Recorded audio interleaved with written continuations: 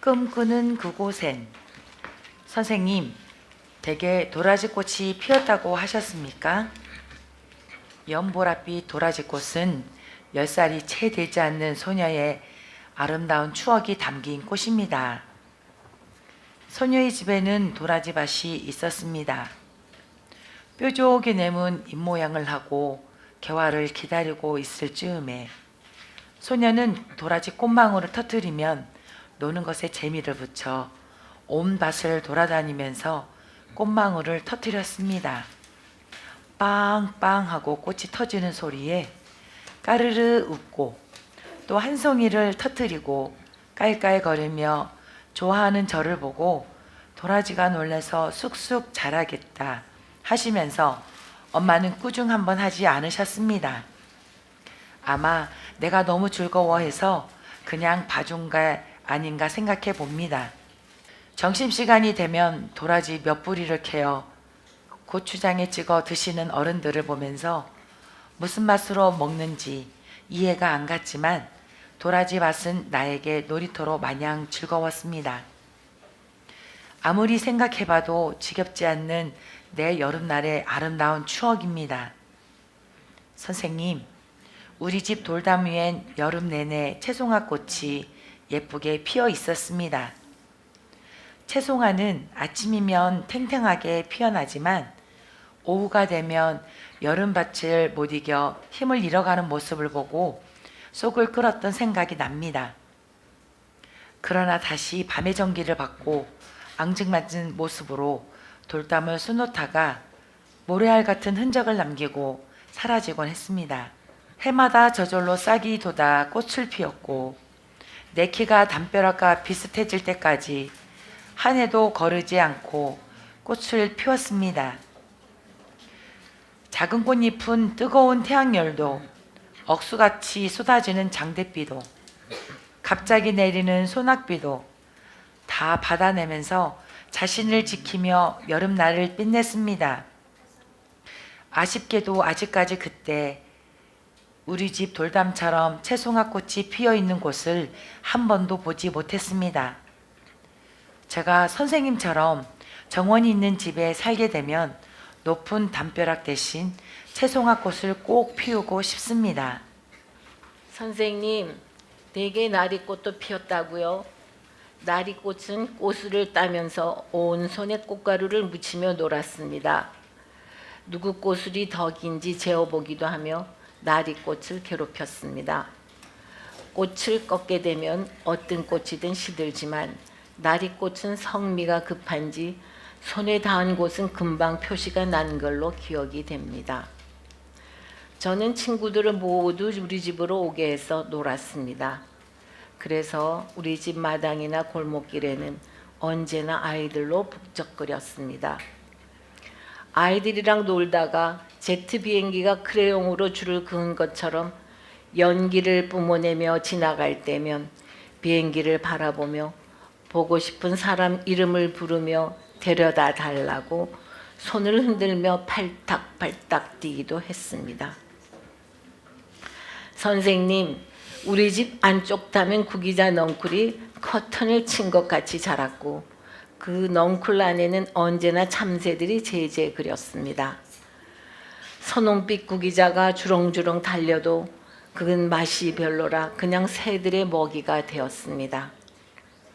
담을 끼고 자라는 가죽나무는 새순을 따서 먹었는데 가죽자반이라고 해서 우리 엄마 요리 솜씨가 발휘될 만큼 찹쌀가루와 조청을 보아 만들었던 생각이 납니다. 저는 쫄깃쫄깃한 찹쌀가루만 벗겨 먹다가 핀잔을 듣기도 했습니다. 장독대 옆에는 고엽나무가 있었고 집 주위로 감나무가 많이 있었습니다. 큰 감나무엔 밤이 되면 부엉이가 날아와서 울었지만 부엉이는 그 당시에도 무섭지는 않았습니다. 매일 밤 찾아와서 부엉부엉 하고 울면 우린 따라서 후창을 하기도 했습니다. 가끔 하늘을 맴돌고 있는 솔개를 보면 들지도 못하는 큰 장대로 솔개를 쫓기도 했습니다. 그래서인지 우리 집 병아리는 한 번도 솔개가 채가지는 못했습니다. 우리 집엔 염소도 있었고 소와 돼지, 병아리와 토끼도 있었습니다. 또 오리도 키웠었고 신기한 건 염소도 오리도 닭도 저녁이 되면 모두 집으로 돌아온다는 사실입니다. 대문이 닫혀 있는 날이면 우리가 보일 만큼 뒤물러서서 소리를 지르는 것을 보고 깜짝 놀라기도 했습니다. 저는 어렸을 때 동물이 지혜롭다는 걸 알게 되었고 특히 새끼를 보살피는 것은 사람 못지않게 정성을 다하는 것을 보고 자랐습니다. 많은 동물과 같이 어우러져 자라서인지 동물에 대한 거리감은 없습니다.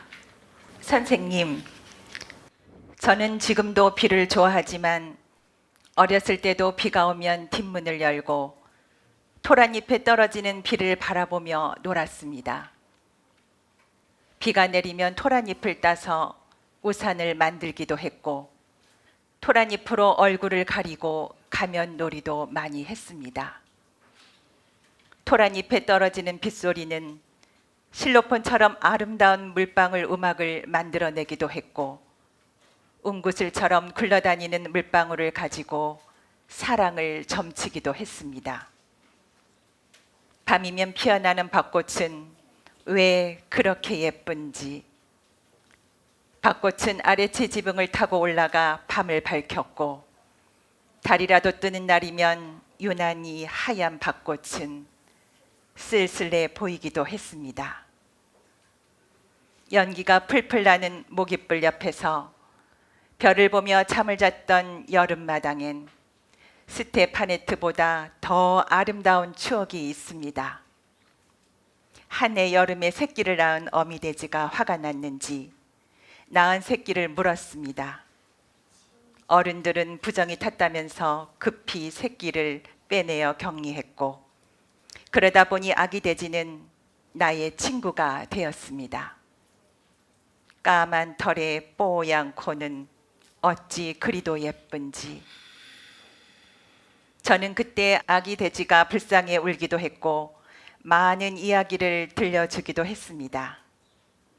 이야기를 하다가 내가 먼저 잠이 들었지만 아기 돼지는 내 목소리가 들리지 않아 잠이 들었을 것입니다. 아빠는 밥 삶은 물을 아기 돼지에게 먹였고 아기 돼지는 며칠이 지나서야 어미 돼지 품으로 돌아갔습니다. 여름밤 마당엔 가마솥에서 막 삶아낸 옥수수, 감자가 있어 우리들의 입을 심심하지 않게 했습니다. 더욱 신기했던 건 분명 어젯밤에는 마당에서 잠을 잤는데 아침에 일어나면 방에 있었습니다. 우리 엄마 아빠께 물어보면 항상 글쎄다. 나는 모르겠는데 혹시 왕자님이 하시며 시치미를 떼시기도 했습니다. 아침에 일어나면 말끔하게 비질이 되어 있는 넓은 마당에 어제 그어놓은 옥자 놀이가 지워지지 않았나 확인을 했고 여름 내내 매미와 개구리가 밤낮을 교대해 노래를 불러 시끄러운 음악회를 열기도 했습니다. 내가 어렸을 땐 우박이 자주 내렸습니다. 우박이 내릴 때 우박을 맞으면 지은 죄가 없어진다고 우리들만의 이야기를 만들어냈고 잘못을 많이 한 사람은 우박을 더 많이 맞아야 한다고 생각했습니다. 아마도 아픈 고통으로 대가를 치르기 바라는 마음과 아픔을 위로하고픈 마음에서였나 봅니다. 소낙비가 내릴 때는 마당에 미꾸라지가 떨어지기도 했습니다. 용이 되려고 빗줄기를 타고 하늘로 올라가다가 떨어졌다고 생각했고 무지개까지만 올라가면 용이 된다고 상상을 얘기하면 친구들은 내 말이 진실이라고 믿었습니다. 지금 생각해도 주위 환경이 도저히 미꾸라지가 나올 곳이 없음에도 앞마당에 미꾸라지가 파닥거렸고 그래서 하늘을 오르다 떨어졌다고 생각한 것 같습니다.